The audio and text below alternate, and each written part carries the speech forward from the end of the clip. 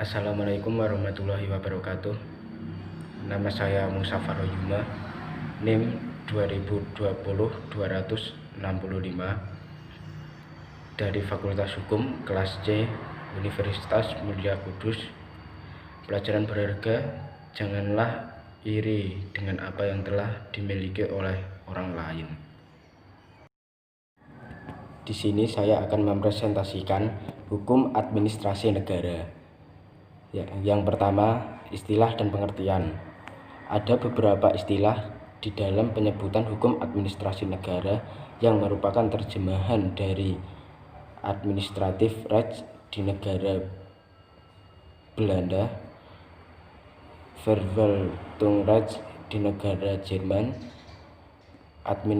droit administratif di negara Perancis, dan administrative law di negara Inggris dan Amerika.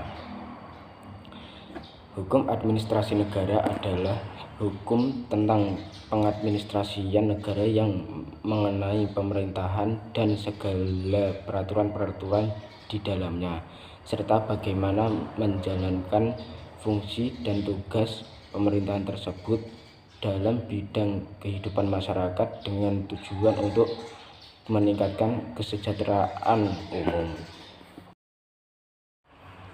Yang kedua, sumber hukum administrasi negara. Sumber hukum administrasi negara dibagi menjadi dua. Yang pertama, sumber hukum material. Sumber hukum material adalah faktor-faktor masyarakat yang mempengaruhi pembentukan hukum atau faktor-faktor yang ikut mempengaruhi materi dari aturan-aturan hukum. Sumber hukum material dibagi menjadi tiga. Yang pertama, sumber hukum historis. Dalam arti historis, pengertian sumber hukum memiliki dua arti, yaitu sebagai sumber pengenalan hukum pada saat tertentu, dan kedua sebagai sumber di mana pembuat undang-undang mengambil bahan dalam membentuk peraturan perundang-undangan. Dalam arti pertama, sumber hukum historis meliputi undang-undang, putusan-putusan hakim, tulisan-tulisan ahli hukum, juga tulisan-tulisan yang bersifat yuridis sepanjang memuat pemberitahuan mengenai lembaga-lembaga hukum. Adapun dalam arti kedua, sumber hukum historis meliputi sistem-sistem hukum masa lalu yang pernah berlaku pada tempat tertentu seperti sistem hukum Romawi, sistem hukum Prancis, dan sebagainya. Yang kedua, sumber hukum sosiologis. Sumber hukum dalam pengertian ini meliputi faktor-faktor sosial yang mempengaruhi isi hukum positif. Artinya, peraturan hukum tertentu mencerminkan kenyataan yang hidup dalam masyarakat. Dalam pengertian sumber hukum ini, pembuatan peraturan perundang-undangan harus pula memperhatikan situasi sosial ekonomi, hubungan sosial, situasi dan perkembangan politik dan perkembangan internasional.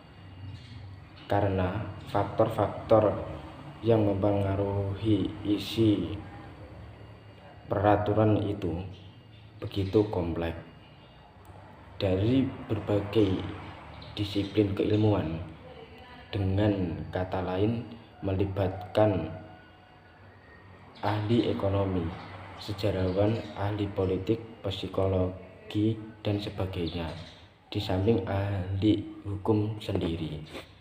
Yang ketiga, sumber hukum filosofis. Sumber hukum dalam arti filosofis memiliki dua arti, yaitu sebagai sumber untuk isi hukum yang adil dan sebagai sumber untuk mentaati kewajiban terhadap hukum. Kemudian yang kedua, sumber hukum formal.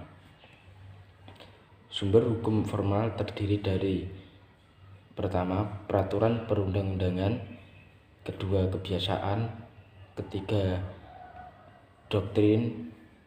Keempat, jurisprudensi. Yang pertama, peraturan perundang-undangan. Undang-undang merupakan sumber hukum yang paling penting dalam hukum administrasi negara. Secara formal, undang-undang adalah peraturan hukum yang dibuat oleh lembaga legislatif yang di Indonesia dibuat bersama-sama dengan lembaga eksekutif.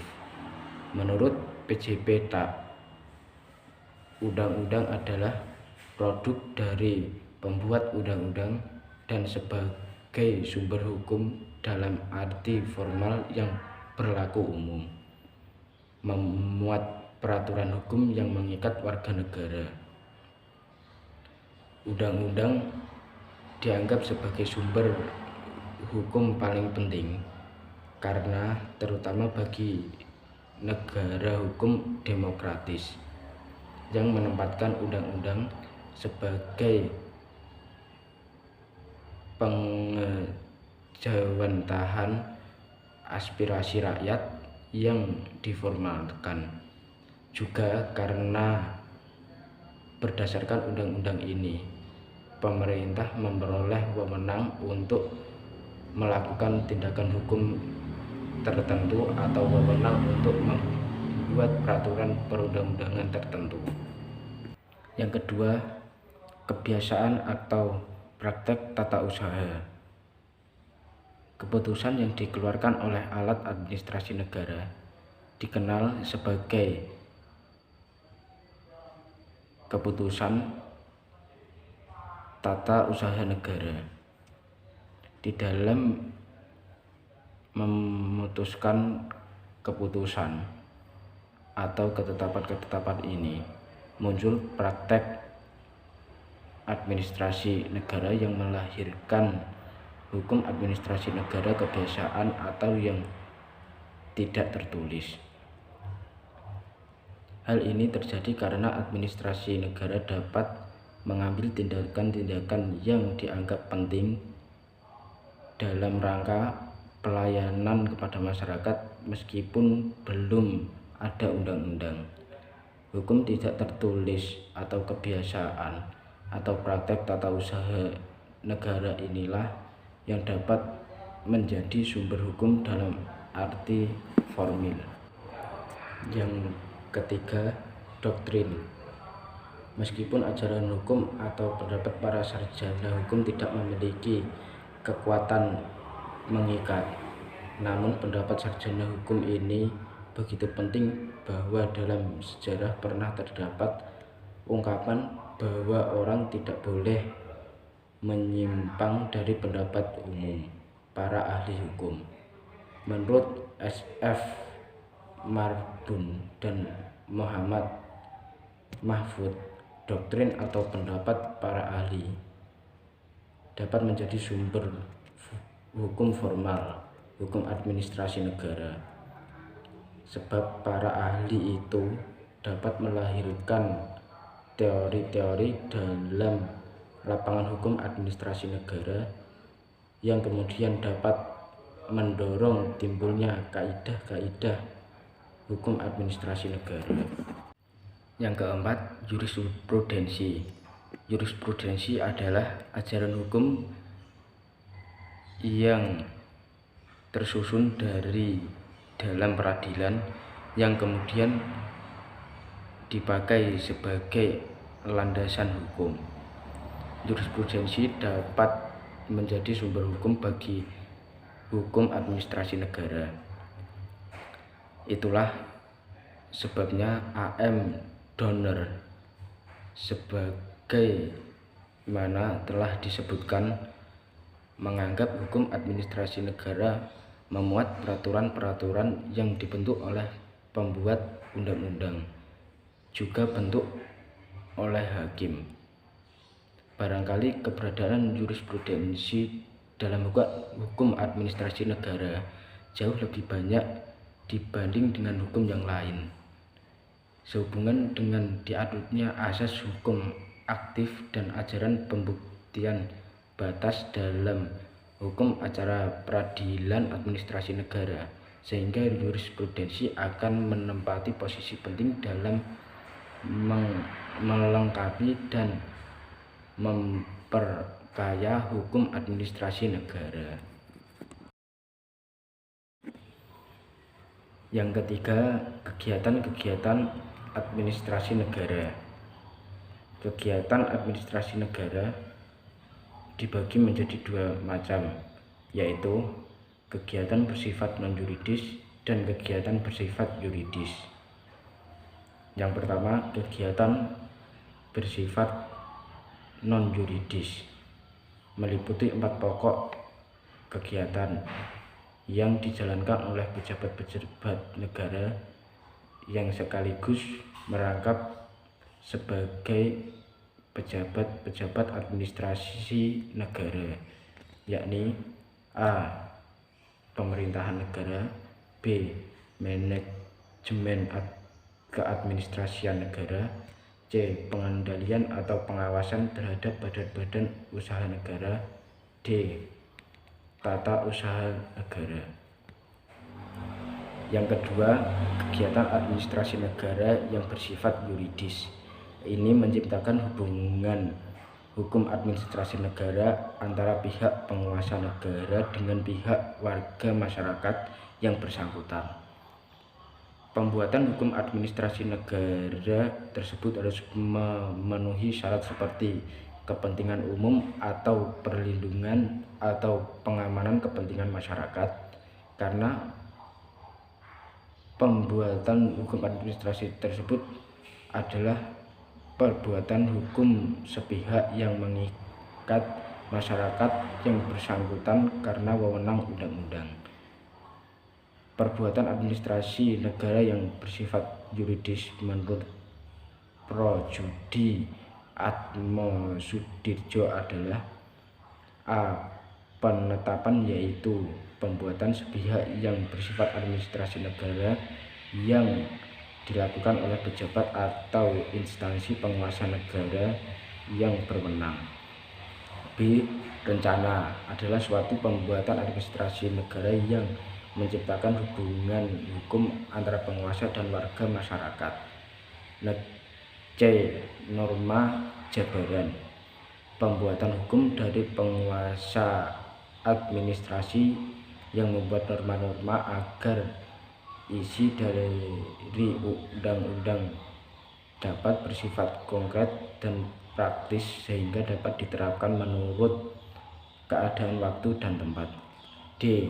Legislasi semu, pejabat administrasi juga berwenang untuk membuat aturan-aturan hukum yang dimaksudkan sebagai garis pedoman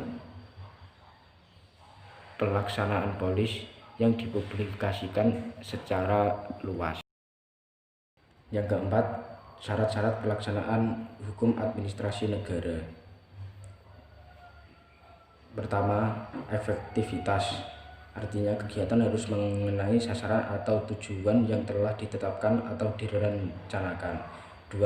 Legitimasi, artinya kegiatan administrasi negara jangan sampai menimbulkan keributan oleh karena tidak dapat direncanakan. 3. Yuriditas adalah syarat yang menyatakan bahwa perbuatan para pejabat administrasi negara tidak boleh melawan atau melanggar hukum dalam arti luas. Yang kelima, Freyes, Hermansen, dan Détournement de Pouvoir. Pertama, Freyes, Hermansen berarti orang yang memiliki kebebasan untuk menilai, menduga, dan mempertimbangkan sesuatu. Istilah ini kemudian secara khas digunakan dalam bidang pemerintahan, sehingga Freyes Hermansen diartikan sebagai salah satu sarana yang memberikan ruang gerak bagi pejabat atau badan-badan administrasi negara untuk melakukan tindakan tanpa harus terikat sepenuhnya pada undang-undang. Meskipun pemerintah memiliki Fresh Air Machine. Namun dalam suatu negara hukum, penggunaan Fresh Air Machine harus dalam batas-batas yang dimungkinkan oleh hukum yang berlaku. Penggunaan Fresh Air Machine tidak boleh bertentangan dengan hukum yang berlaku. Yang kedua, Détournement de pouvoir adalah suatu perbuatan dari aparatur negara atau alat perlengkapan negara yang menggunakan wewenang yang ada padanya tidak sesuai dengan aturan hukum yang memberikan dasar wewenang itu padanya. Yang keenam, asas-asas pelaksanaan pemerintahan yang baik. Pertama, asas kepastian hukum adalah asas dalam negara hukum yang mengutamakan landasan ketentuan peraturan perundang-undangan, kepatutan, dan keadilan dalam setiap kebijakan penyelenggaraan pemerintahan. Yang kedua, asas kemanfaatan adalah manfaat yang harus diperhatikan secara seimbang antara satu, kepentingan individu yang satu dengan kepentingan individu yang lain, dua, kepentingan individu dengan masyarakat, tiga, kepentingan warga masyarakat dan masyarakat asing, empat, kepentingan pria dan wanita. Tiga, asas kecermatan adalah asas yang mengandung arti bahwa suatu keputusan dan atau tindakan harus didasarkan pada informasi dan dokumen atau yang lengkap untuk mendukung legalitas penetapan atau pelaksanaan keputusan. Sekian dari saya.